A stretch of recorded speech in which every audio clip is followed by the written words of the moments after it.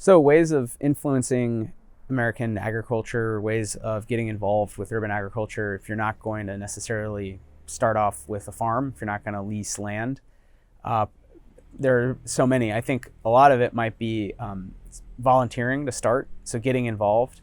And that can range. I mean, volunteering could be you're growing at home, you have a plot at a community garden, to you're working with a slightly bigger organization, so even a local school.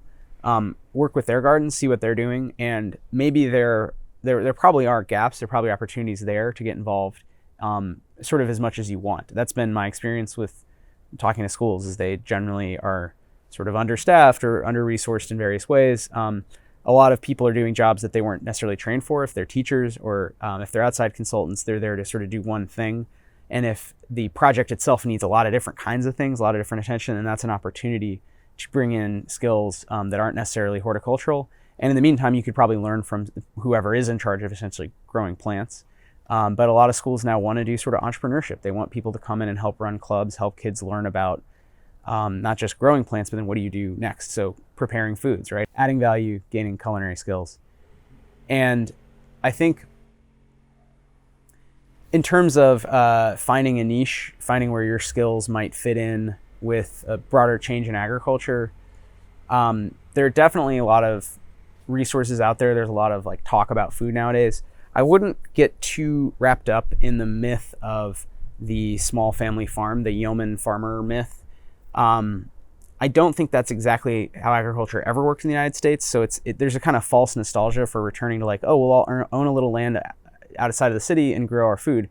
That's not really how American agriculture ever worked. So I think there's tons of opportunity that doesn't look like leasing land outside of the city and having a traditional pastoral kind of farm with 10 goats, 100 chickens, 100 sheep, and a mix of market vegetables. I do think, however, there are some really great, amazing things happening in terms of polyculture, permaculture, silvopasture, and really trying to think about different kinds of spaces. So woodland that isn't farmland, that people don't look at and say, oh, that's a productive farm. They say that's kind of undeveloped. It's not really forested commercially, but it's just kind of there. There's some woods.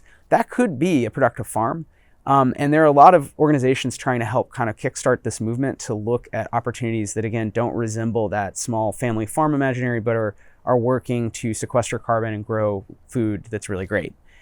So I'd get involved with local permaculture organizations and look at land trusts if you are interested in that land-focused opportunity, land stewardship opportunity.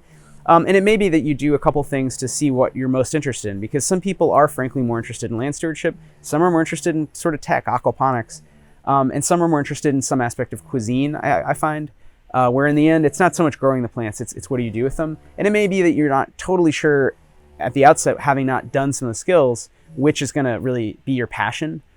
Just because a lot of them are hard and repetitive, and it may be that as you're pulling weeds all day, you say, yeah, actual horticulture isn't really my thing. I'm more interested in cuisine.